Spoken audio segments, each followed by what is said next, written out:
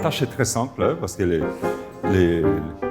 les projets SMIR, c'est dans la continuité de ce que vous avez vu avec la présentation de Gérard Sayag. Il y a vraiment cette flèche, deux variables, IRCAM, IRMA, qui va pointer vers ce nouveau schéma de la dynamique mathémusicale. Et en plus, la plupart des axes de recherche sont un peu représentés dans ces deux journées. Donc je serai très court, comme ça on rattrapera les retards. Donc je vais quand même vous présenter vraiment l'idée philosophique sous-jacente, qui est vraiment celle de dynamique mathémusicale, où en fait, ce qui est intéressant, c'est le point de départ, qui est la musique. On part de la musique. Les problèmes théoriques posés par la musique, on monte, on fait une formalisation mathématique avec plusieurs types d'outils. On est dans les mathématiques, avec du coup des énoncés mathématiques qui peuvent être généralisés, devenir des théorèmes, des nouveaux théorèmes, des vieux théorèmes. On découvre parfois des vieux théorèmes et c'est bien, parce que ce qui est intéressant, c'est aussi la démonstration, la flèche, les parcours qui nous amènent vers des nouveaux résultats. Et après, on redescend avec l'application vers cette tripartition, analyse, théorie, composition, et on revient au point de départ. J'ai mis Open Music, parce qu'effectivement, historiquement, c'est vraiment le modèle, l'environnement qui nous a permis de mettre à disposition en fait, les résultats, les théorèmes pour les compositeurs.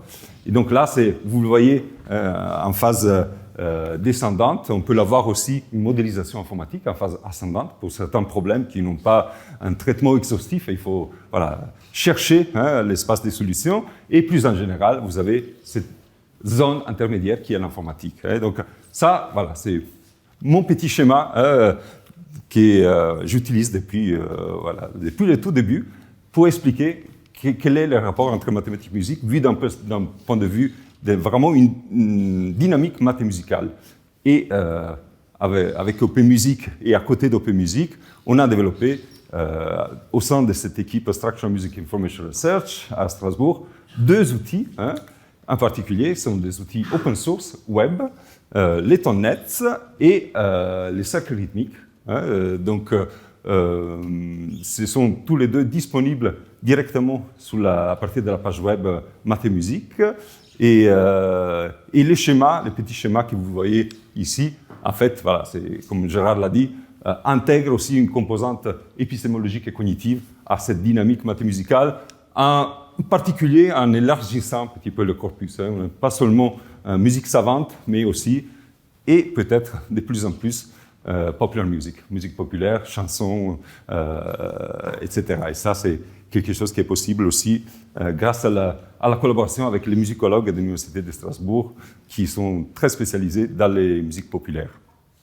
Là, c'est une autre façon de voir un peu les axes de recherche, c'est de les voir un petit peu dans cette partie à gauche qui est celle qui relève vraiment de la représentation symbolique, Symbolic Music Information Research, en opposition, disons, en articulation duale ou dialectique avec les mondes du signal, dans cette articulation signe-signal dont Gérard vous a parlé. Et là, vous retrouvez, je pense, un petit peu les objets que vous avez vus hier, avec donc des approches algébriques, des approches géométriques, des approches catégorielles, et en plus, toute la composante qui relève en fait des modèles cognitifs, qui est très intéressant aussi à exploiter et à essayer d'articuler. Alors, symbolique, mais en particulier Structural Music Information Research, parce qu'on est dans les symboliques, c'est vrai, mais on est aussi dans les mathématiques structurelles. Et c'est ça qui nous intéresse, l'algèbre, la géométrie, la théorie des catégories, la théorie des graphes. Là, ce sont les mathématiques discrètes qui sont vraiment à la base de ces axes. Et donc, juste les axes principaux, donc les tonnets généralisés et l'homologie persistante. Vous avez vu hier un aperçu, donc je ne reviens pas sur ces notions, juste pour vous dire qu'il peut y avoir des recherches, comme celle de Victoria Calais, qui a fait sa thèse sur ces problèmes qui ont donné lieu à des ouvrages, des références maintenant chez Springer. Donc là, si vous voulez commencer par étudier, je parle surtout aux étudiants de master qui souhaitent éventuellement se lancer dans une thèse, et je pense qu'il y en a quelques-uns qu'on a rencontrés sous cette idée de l'homologie persistante. C'est une belle lecture de pouvoir commencer par cet ouvrage. Autre domaine, c'est la morphologie mathématique, vous l'avez vu. Ce que vous n'avez peut-être pas vu, c'est des liens avec ce qu'on appelle la formal concept analysis.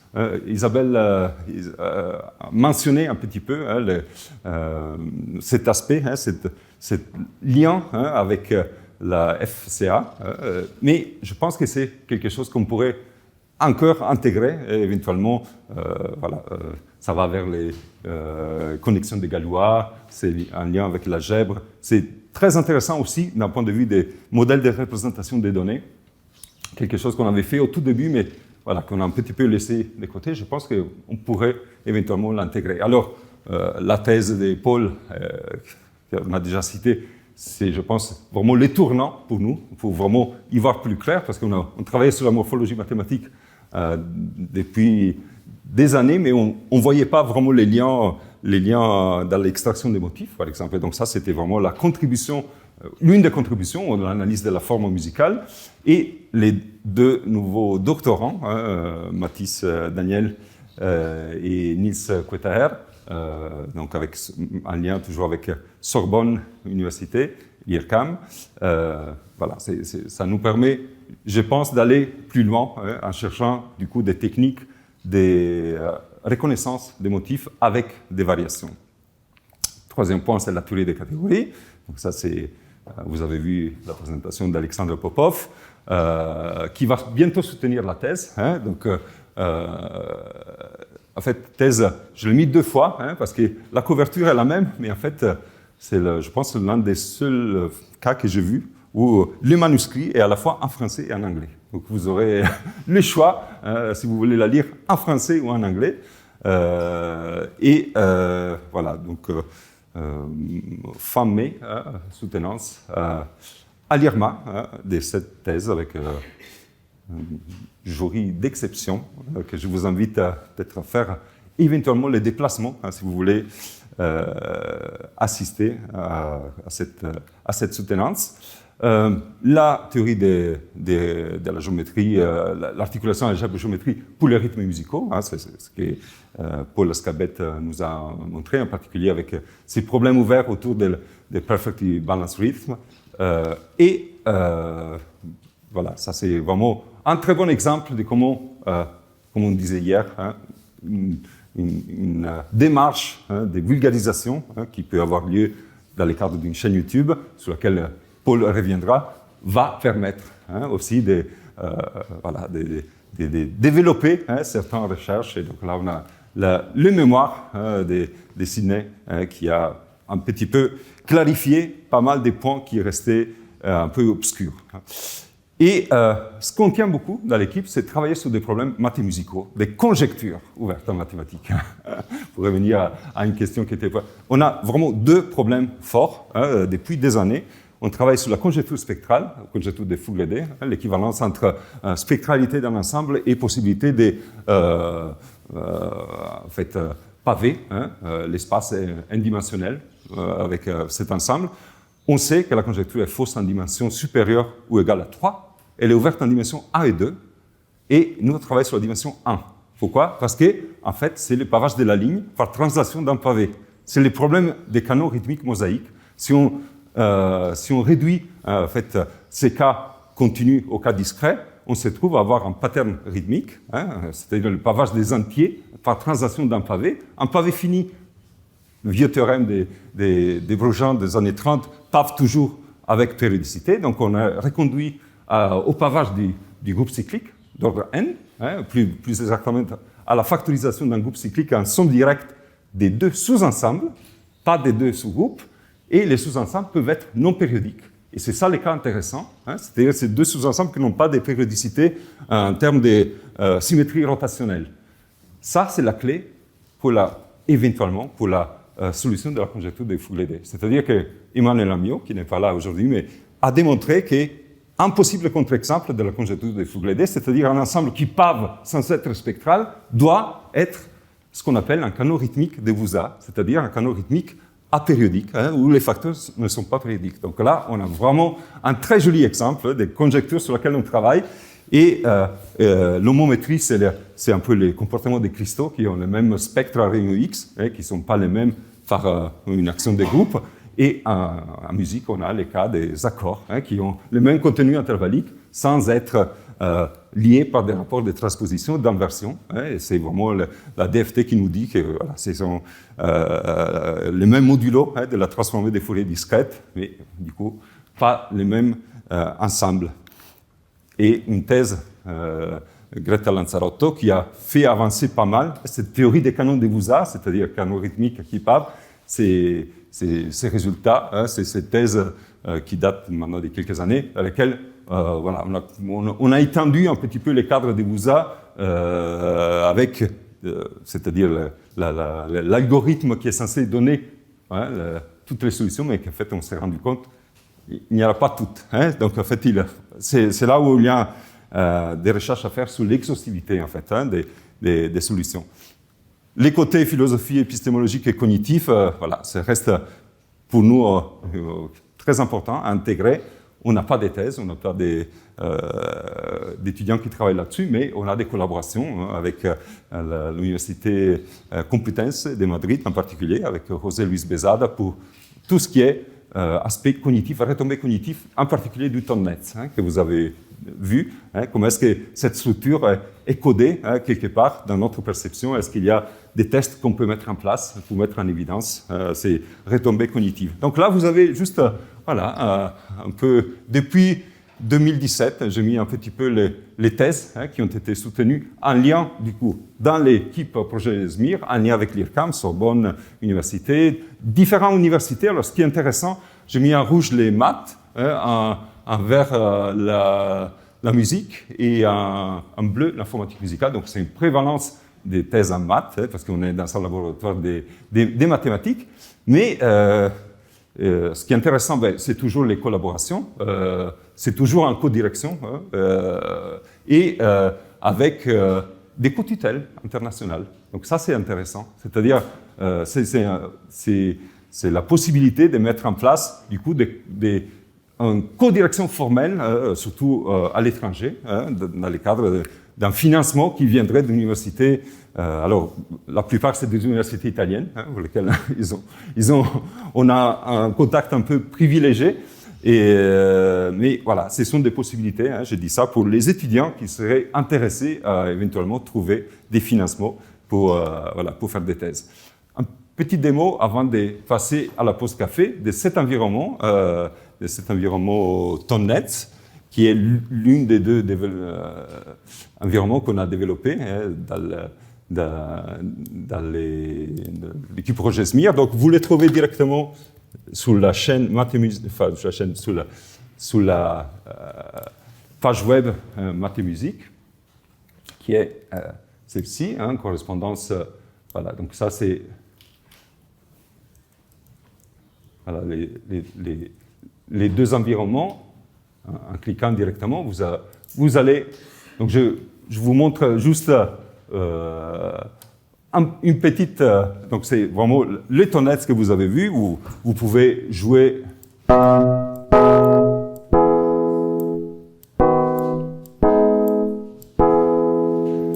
Avec la souris, jouer avec les claviers, passer au dual. Un pavage hexagonal.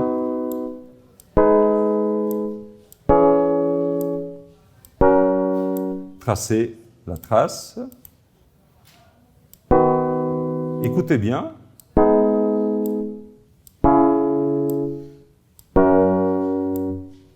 Voilà, les accords changent.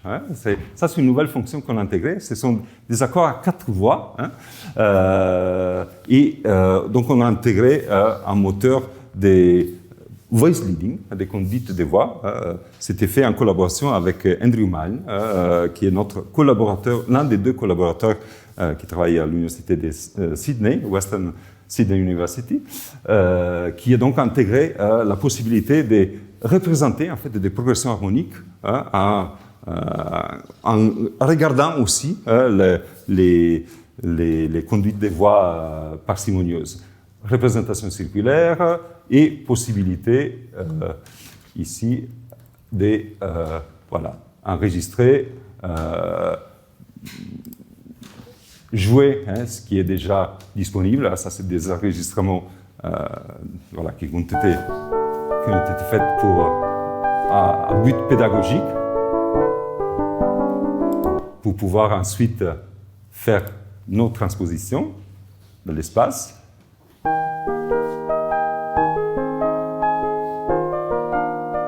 Et l'harmonie négative, que Louis Vigo nous a présentée. Dualité majeure-mineure, qui ouvre aussi des perspectives intéressantes. Voilà, donc juste pour conclure, la page web, c'est, je pense, un bon point de départ. On a fait tout un travail et je remercie vraiment Paul Lascabet qui a déjà eu l'idée de mettre dans la page Maths et musique un peu toutes les nouveautés. Donc là, vous avez les différents projets de recherche, les nouveautés, les liens avec les différents projets en cours, la vulgarisation, la chaîne, les documentaires, quelques articles qui sont accessibles. Donc les personnes qui travaillent dans cette équipe projet, les membres associés, des personnes que vous voyez, avec donc en particulier Andrew Mann et David Meredith, qui sont nos collaborateurs internationaux. Et donc là, le menu est complet. Donc depuis 24 heures, vous avez toutes les axes de recherche, si vous êtes intéressé à la morphologie mathématique, avec toujours, je trouve, une belle idée, un message, une phrase, une figure, un descriptif, nos contributions et une bibliographie. Voilà. Donc ça, c'est fait systématiquement pour tous les projets, les rythmes musicaux, l'homologie persistante, la théorie des catégories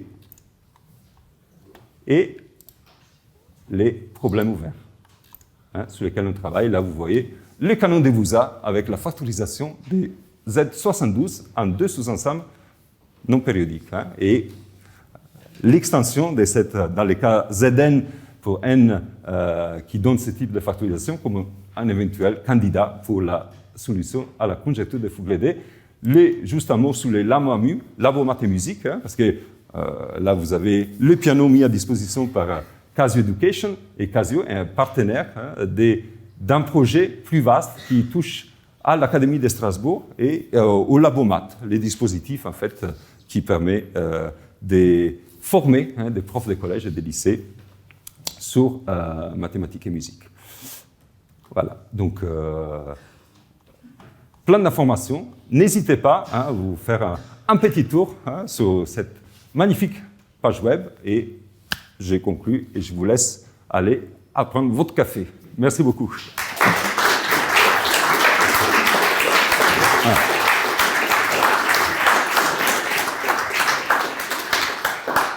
Sauf si vous avez des questions.